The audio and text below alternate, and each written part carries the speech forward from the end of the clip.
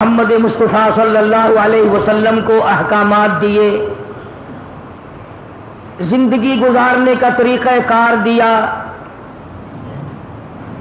اور ساتھ ساتھ یہ بتلا دیا کہ اگر تم میرا اور میرے محبوب صلی اللہ علیہ وسلم کا کہنا مانو گے تو تمہیں دنیا اور آخرت میں آرام ملے گا، سکون ملے گا، اور اگر تم نے میں خدا کی میرے محبوب صلی اللہ علیہ وسلم کی مخالفت کی پھر یاد رکھو جہنم کے انگارے تمہیں بننا پڑے گا۔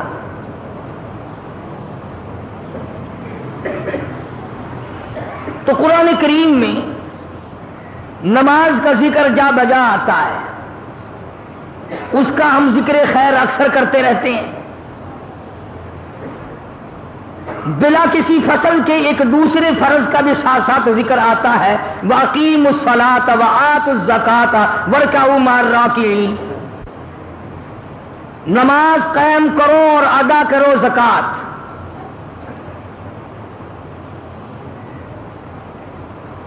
جیسے نماز فرض ہے اسی طریقے سے زکات فرض ہے،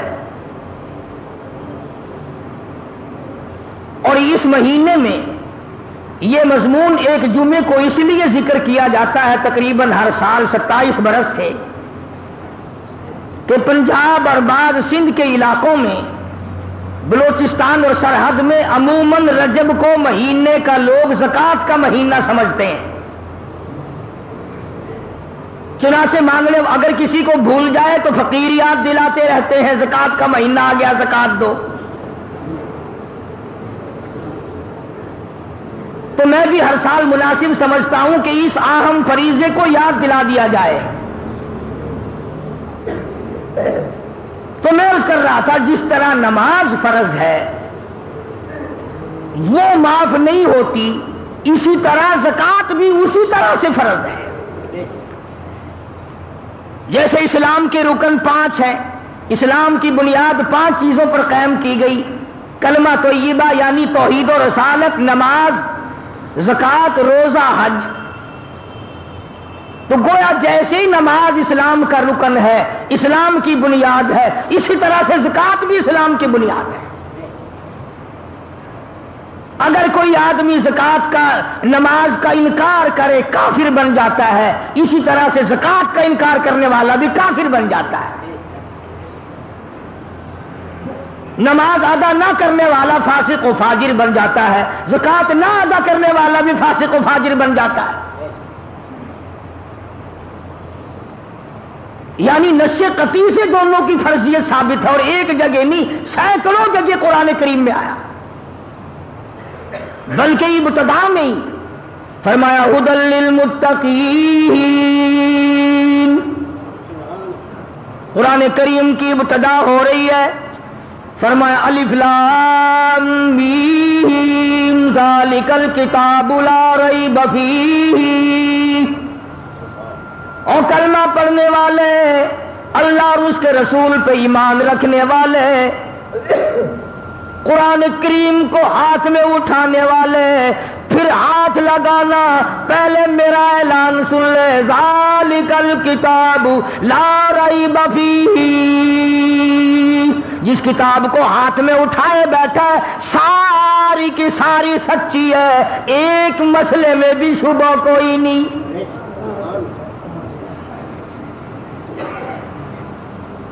اللہ کا کلام خود اپنی صفائی پہلے دی، پہلے مجھے تسلیم کر، اللہ کا کلام تسلیم کر، خداوند کریم کا کلام تسلیم کر، آسمانی کلام تسلیم کر، عرش عظیم سے آئی ہوئی کتاب تسلیم کر، ساری چیزیں پھر تیری سمجھ میں آئیں گی۔ ذالک الکتاب، یہ کتاب جو تیرے ہاتھ میں ہے، جو تیرے مدرسے میں ہے، جو تیری مسجد میں ہے، جو تیرے گھر میں رکھا ہے، لا ریب فیہ،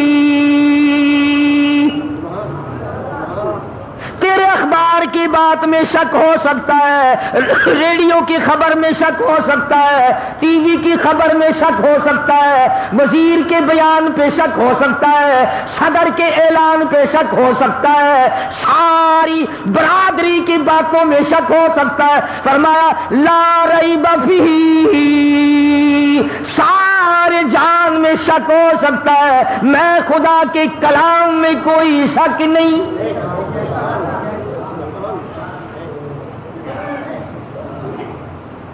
فرمایا ہاتھ بات کو لگانا، پہلے ایمان بنا، یقین بنا، اپنی طبیعت میں پختگی پیدا کر۔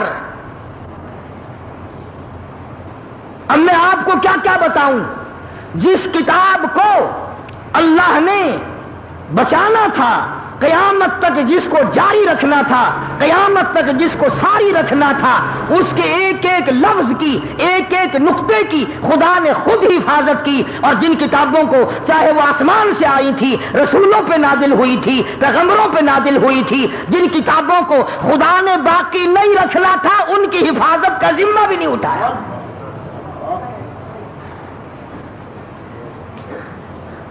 تورات بدلی، انجیل بدلی، زبور بدلی، بدلنے کی کوشش تو قرآن کریم کی بھی بڑی کرتے، پر اللہ پاک نے فرمایا جس مکان کا چوکیدار میں ہوں، چوری کر کے دکھائے کوئی۔ فرمایا انا نحن نزلنا الذکر وانا لہ لحافظون، میں نے قرآن کریم کو اتارا، میں اس کا نگہبان اور محافظ ہوں۔ فرمایا بندہ اگر چوکیداری کرے، جہاں کھڑا ہوگا اس کو وہاں کا پتہ، پیچھے کا کوئی پتہ نہیں، چوری ہو سکتی ہے، اور میں وہ خدا ہوں یعلم ما بین ایدیہم وما خلفہم، آگے کا مجھے پتا، پیچھے کا مجھے پتا۔ چوکیدار سو جائے گا، چوری ہو جائے گی۔ فرمایا لا تاخذہ سنۃ ولا نوم، میں کبھی سویا نہیں، مجھے اونگ نیند گھین کبھی آئی نہیں۔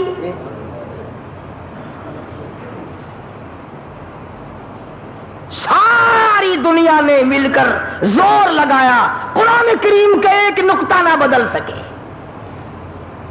ورنہ ایک بات ہے اگر بس چلتا تو اب تک قرآن رہتا۔ توبہ توبہ توبہ، یہ جتنی انگریز کی روحانی اولاد ہے یہ قرآن کو چھوڑتی؟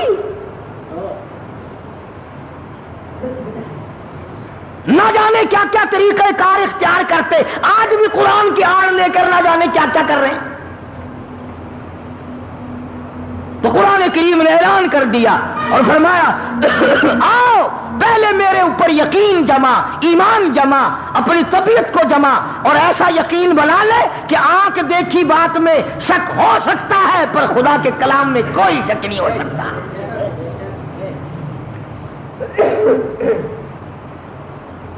الحمدللہ آج بھی ایسے لوگ ہیں کہ جو قرآن کریم کو ساری کائنات سے افضل سمجھتے ہیں، اس کا ادب، اس کا احترام اور اس کی توقیر ان کے دلوں میں ہے، اور بے شمار مالداروں کی یہ تمنا ہے۔ بڑے بڑے امیروں کو دعا مانگتے دیکھا، یا اللہ میرے مال کو قرآن پہ خرچ کرا، کنجری سے بچا، یا اللہ میری دولت کو ڈاکٹروں سے بچا، قرآن کریم پہ خرچ کرا، یا اللہ میری دولت کو افسروں سے بچا، قرآن پہ خرچ کرا۔ بے شمار لوگوں کو دعا مانگتے دیکھا ہے۔ تو یہاں فرمایا ھدی للمتقین یؤمنون بالغیب ویقیمون الصلاة ومما رزقناہم ينفقون۔ آگے زکات کا ذکر، نماز قائم کر اور زکات ادا کر جو میں نے تجھے رزق دیا ہے۔ سبحان اللہ، اللہ پاک کس طرح سمجھا رہے ہیں اپنے بندے کو، اللہ پاک جل شانہ کس طرح سمجھا رہے ہیں۔ فرمایا میرے بندے یہ جو تیرے پاس مال ہے یہ میں نے دیا، اگر یقین ہے کہ خدا نے دیا تو پھر خدا کے نام پر کچھ دے۔ فرمایا میں سارا نہیں مانگتا، 100 میں نے تجھے دیے ہیں، 97.5 تیرے، 2.5 میرے نام پہ لے آ۔ کیونکہ اگر کوئی آپس میں بیٹھ کر یہ بات کہے اور کسی کو کہے کہ بھائی فلاں فرم فلاں کمپنی میں 100 روپے تجھے منافع کے ملیں گے، کیا 2.5 روپے مجھے دے دے گا؟ کہے گا نا جی میں تو آپ کو 50 دے دوں گا.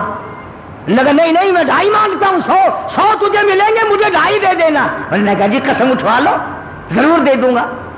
یہی حالت اللہ کی ہے. ہم بندے اللہ کے، مال اللہ کا، جان اللہ کی، مکان اللہ کے، دکان اللہ کی، زمین خدا کی، آسمان خدا کا، تمام نظام کائنات خدا کا. اگر وہ 100 دے کر 2.5 مانگ لے تو کیا کفر ہو گیا؟ مگر ہم بندے ہیں، ان 97.5 پہ تو نظر پڑتی نہیں، 2.5 پہ نظر پڑتی ہے. یار وبال آ گیا، ٹیکس ادا کرنا پڑ گیا، اس پہ نظر نہیں پڑتی ہماری. تو قرآن کریم نے للکار کی آواز دی، وَأَقِیمُوا الصَّلَاةَ وَآتُوا الزَّکَاةَ وَارْکَعُوا مَعَ الرَّاکِعِینَ. نماز قائم کر، ادا کر زکات. اور جو میں نے آیتیں پڑھی ہیں ان کا شان نزول پہلے سن لیں کہ یہ آیتیں کس وقت نازل ہوئی، کس طرح نازل ہوئی، کس موقع پہ نازل ہوئی، کیوں نازل ہوئی. سارے قرآن کریم کا شان نزول ہے. حضور کریم سب کہہ دو صلی اللہ علیہ وسلم کی ذات اقدس ہے، صحابہ غربا کی جماعت ہے. اثار بڑا صحابہ کرام میں، اس سے بڑھ کر کیا اثار ہوگا صحابہ میں کہ ایک آدمی کو خبر ملی کہ میرا چچا زاد بھائی جنگ میں زخمی پڑا ہے، میدان جہاد میں زخمی پڑا ہے، کئی زخم ہے اور آخری وقت ہے اور پانی مانگتا ہے، پانی مانگ رہا ہے. وہ مشکیزہ لے کے دوڑا، میں اپنے بھائی کو جا کے پانی پلاؤں. اندازہ لگاؤ، اپنے گریبان میں جھانکو، اپنا نام اعمال چیک کرو، اپنا مثل معائنہ کرو، اپنے ریکارڈ کو دیکھو اور صحابہ کرام کو بھی دیکھو کہ کالی کملی والے کے غلام کیسے لوگ تھے. یہ دوڑا دوڑا گیا، تلاش کیا بھائی کو، آخری وقت ہے. یوں مشک میں سے گلاس میں پیالے میں لے کے پانی اس کی طرف بڑھایا جو زخمی تھا. اندازہ لگا موت کی پیاس ہے، آخری وقت ہے. برابر میں ایک اجنبی صحابی، دوسرا مسلمان صحابی زخمی پڑا ہے. اس نے پانی دیکھا، پیالہ دیکھا، مشکیزہ دیکھا، کہنے لگا اللہ والو اگر ایک گھونٹ زائد مجھے بھی دے دینا، میں بھی اپنا حلق گیلا کر لوں گا.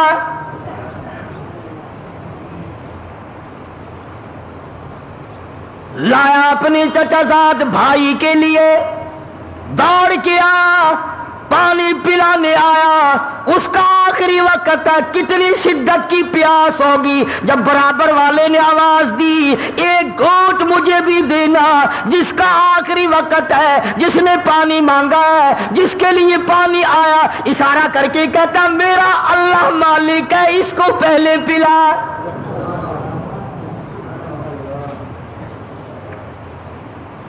وقت دیکھو کون سا ہے صحابی پہ، آخری وقت ہے، موت کی پیاس ہے، زخموں نے چور چور کر رکھا ہے، پھر بھی اپنے آپ کو پیچھے کیا ہے. کہنے لگا اس برابر والے کو دے. اور توجہ ہو تو بات خدا کی قسم لکھ کے لے جاؤ، بال بچوں کو بھی سنایا کرو. حکایات صحابہ میں تمام یہ چیزیں موجود ہیں. جب اس کے پاس پانی کا پیالہ گیا، قریب تھا کہ وہ پیے، تیسرے نے آواز دی بھائی 2-4 بوند اگر زائد ہو ہمیں دینا بھائی، اگر ایک آدھ گھونٹ زائد ہو تو مجھے دینا، میں بھی حلق گیلا کر لوں گا. اس دوسرے نے بھی اشارہ کر دیا کہ میرا اللہ مالک ہے، اس کو پلا. جب اس تیسرے کے پاس پیالہ اور مشکیزہ گیا تو جاتے جاتے وہ دم توڑ چکا تھا، وہ جنت میں جا چکا تھا. واپسی میں ان دونوں پہلوں کو دیکھا، بھائی کو بھی دیکھا، دوسرے کو بھی دیکھا، ارے تینوں حوض کوثر پہ تو چلے گئے مگر پانی نہ پیا۔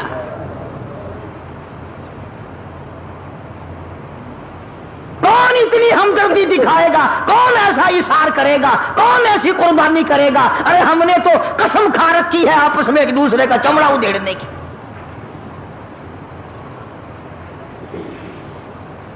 پتہ نہیں ہم کس بنا کس طرح کے ہم مسلمان ہیں، کس نوع کے ہم مسلمان ہیں، کس طریقے کا ہمارا ایمان ہے کہ ہم نے قسم کھائی ہوئی ہے دوسرے کو دکھ دینے کی۔ اسی کو شیخ عطار رحمت اللہ علیہ فرماتے ہیں، خاطر کسر مرن جا اے پسر، خاطر کسر مرن جا اے پسر، ورنہ خردی زخم بر جانا جگر۔ اور کسی کو نہ ستایا کر، کسی کو دکھ نہ دیا کر، کسی کو پریشان نہ کیا کر، کسی کی روزی پہ لات نہ مارا کر، ایسا نہ ہو کہ تجھ پہ تیر چل جائے۔ اللہ والے کی بات دلوں پہ لکھ کے لے جاؤ۔ شیخ عطار فرید الدین رحمت اللہ علیہ ولی کہتا ہے قوت نیکی نداری بدمکن،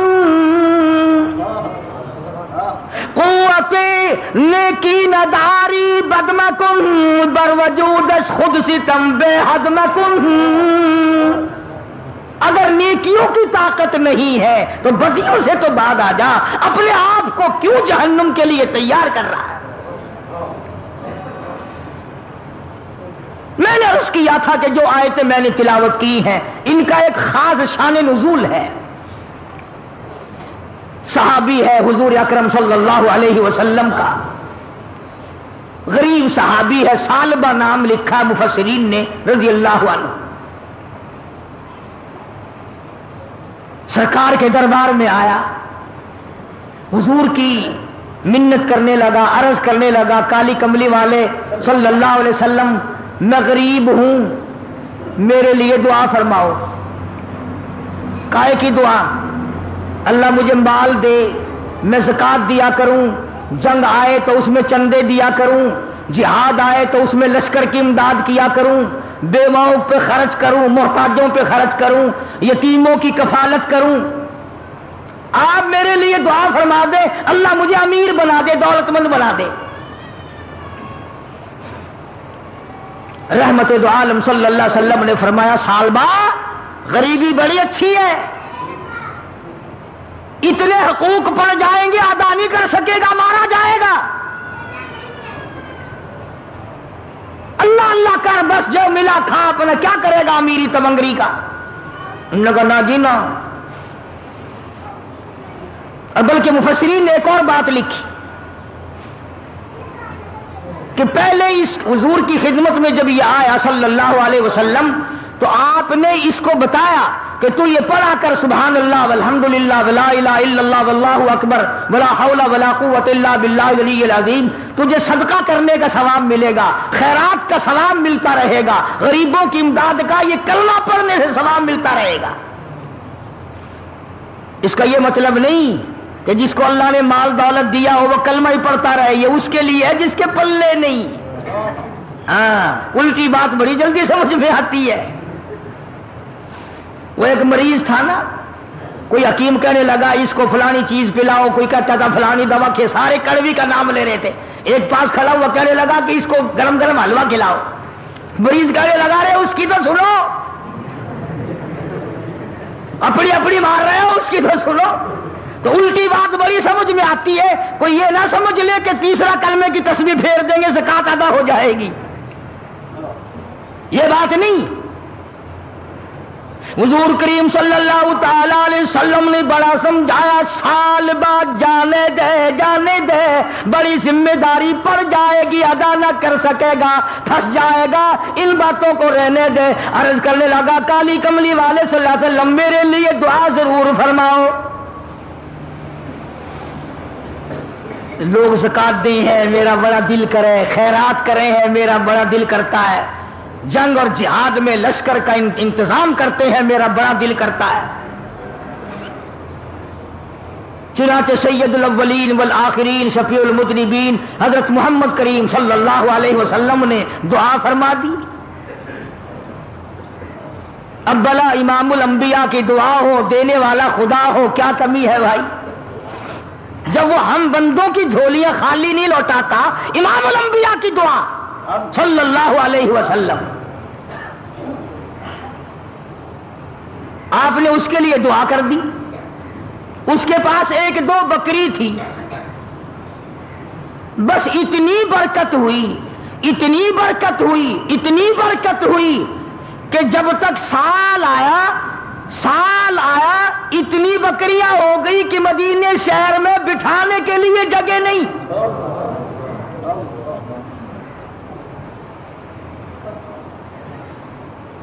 اور مال کا یہ خاصہ ہے ویسے دولت کا. ہمارا بھی تجربہ ہے. آج سے 20 سال پہلے ملتان شہر کے جو ہمارے یار دوست تھے ملنے والے، سائیکل پہ ہی آیا کرتے تھے، سارا دن پڑے رہتے تھے، دعا کر دو جی، دعا کر دو جی. اب ہم یہ تو نہیں کہتے کہ ہم بزرگ ہیں، ہم نے بھی دعا کی، اس نے بھی کی.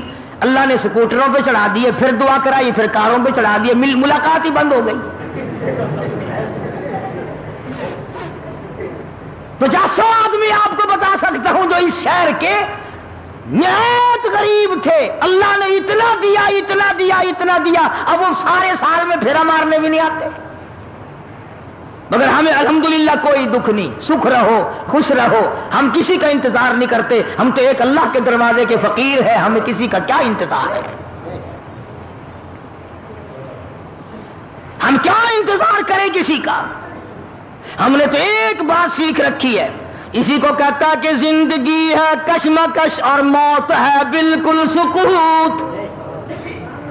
زندگی ہے کشمکش، موت ہے بالکل سکوت. شہر میں ہے شور و غوغا، مقبرے خاموش ہے.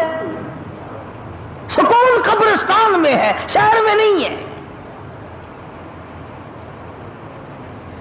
جب اس کے پاس اللہ پاک نے اتنی دولت دے دی، اتنی بکریاں آ گئی، اتنا مال آ گیا، تو رحمت دو عالم صلی اللہ علیہ وسلم نے زکوٰۃ کے موقع پر آدمی بھیجے کہ اس سے زکوٰۃ وصول کر کے لاؤ. پروانہ دربار رسالت سے لکھ کے ملا کرتا تھا کہ حضور کے یہاں سے یہ حکم جاری ہوا ہے، تجھ پہ زکوٰۃ واجب ہے، زکوٰۃ دے.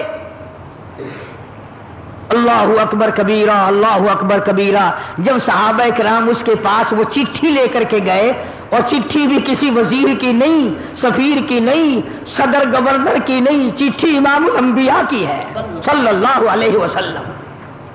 سرکار کا خط لے کے گیا. اللہ اکبر. دیکھ کے یوں کہنے لگا، کیوں بھائی یہ ٹیکس لگ گیا مجھ پہ بھی؟ تم کب سے انتظار میں تھے کہ کب یہ 4 بکریاں نظر آئے اور کب تم یہاں چل کے آؤ.